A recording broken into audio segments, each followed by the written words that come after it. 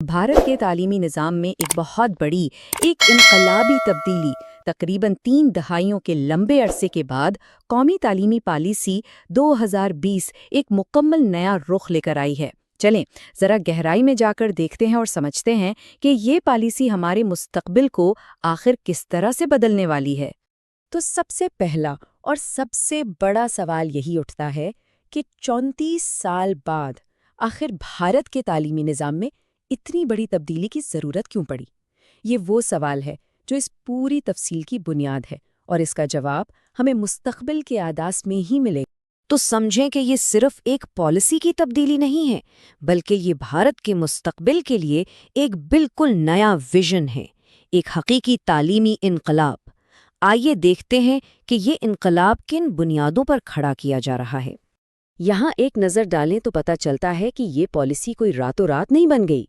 1986 की पॉलिसी को बदलने का ये सफ़र 2017 में डॉक्टर के कस्तूरी रंगन कमेटी के बनने से शुरू हुआ, और फिर कई साल की मेहनत और मुशावरत के बाद 2020 में इसे आखिरकार मंजूर किया गया।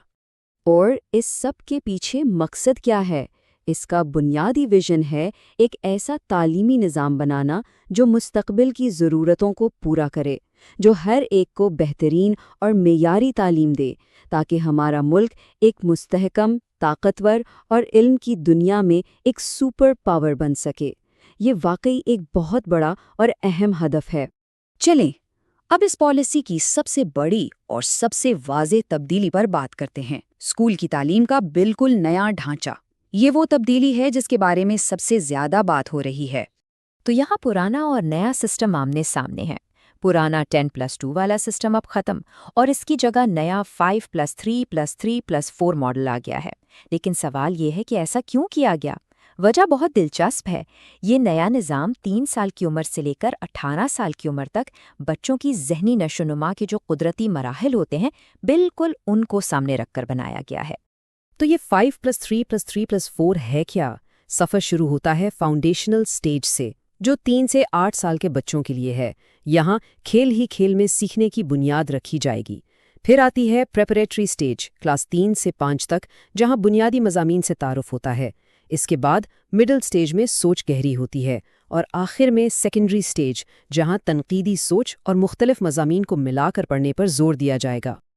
अब बात करते हैं पॉलिसी के एक और बहुत ही अहम सतून की, और वो है ज़बान और बुनियादी तालीम।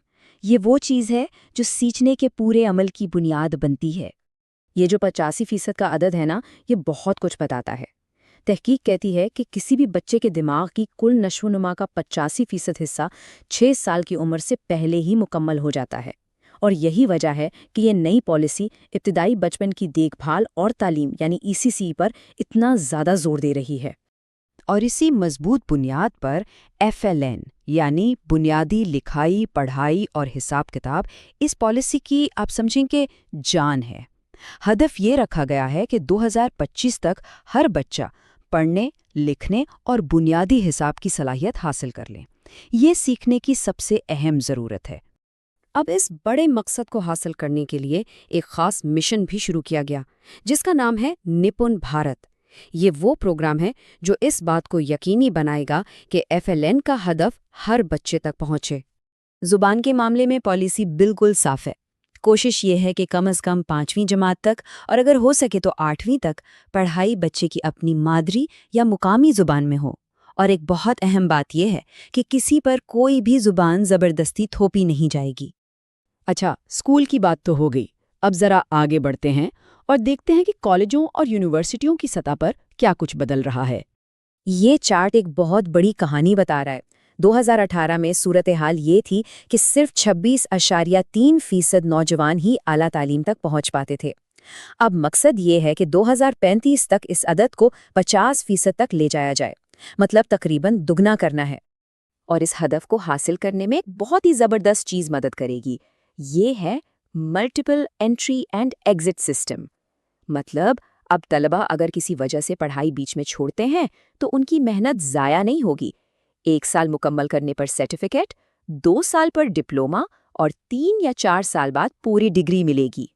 اس کے علاوہ بھی کچھ اور بڑی تبدیلیاں ہیں، جیسے ریسرچ کو فروغ دینے کے لیے ایک نیشنل ریسرچ فاؤنڈیشن بنے گی، طلباء کے کریڈٹس کو ڈیجیٹلی محفوظ رکھنے کے لیے اکیڈمک بینک آف کریڈٹس ہوگا، اور ہاں، اساتذہ کا معیار بہتر کرنے کے لیے 2030 تک 4 سالہ بی ایڈ ڈگری لازمی ہوگی، جبکہ ایم فل کو اب ختم کر دیا جائے گا۔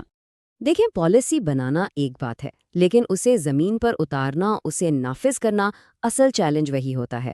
تو چلیں دیکھتے ہیں کہ اس راہ میں کیا مشکلات ہیں اور نئے ادارے اس میں کیا کردار ادا کریں گے۔ امتحانات کا جو ہمارا پرانا نظام ہے نا، اسے بدلنے کے لیے ایک نیا ادارہ بنایا جا رہا ہے، پارک۔ اس کا بنیادی کام تمام اسکول بورڈز کے لیے ایک جیسے اصول بنانا ہے، تاکہ رٹا لگانے والے سسٹم کو ختم کر کے اصل سمجھ اور علم کو پرکھا جا سکے۔ خاص طور پہ مادری زبان میں تعلیم کی بات کریں تو کچھ عملی مشکلیں بھی ہیں۔ پالیسی میں جہاں ممکن ہو، جیسے الفاظ کی وجہ سے اس پر عمل نہ کرنے کی گنجائش نکل آتی ہے۔ پھر کئی زبانوں میں اچھے اساتذہ اور کتابوں کی کمی بھی ایک مسئلہ ہے، اور والدین کا انگریزی کی طرف جھکاؤ بھی ایک بڑی حقیقت ہے۔ لیکن ایسا نہیں ہے کہ یہ ناممکن ہے۔ اس کی ایک بہترین مثال آسام نے قائم کی ہے۔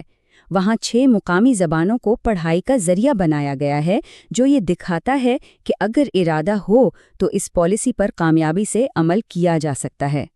اور آخر میں، خاص طور پر ان سب کے لیے جو امتحانات کی تیاری کر رہے ہیں، آئیے کچھ سب سے اہم نکات کو جلدی سے دہرا لیتے ہیں۔ ان پر خاص دھیان دینا ہے۔ یہ چیزیں تو بالکل یاد رکھنی ہیں۔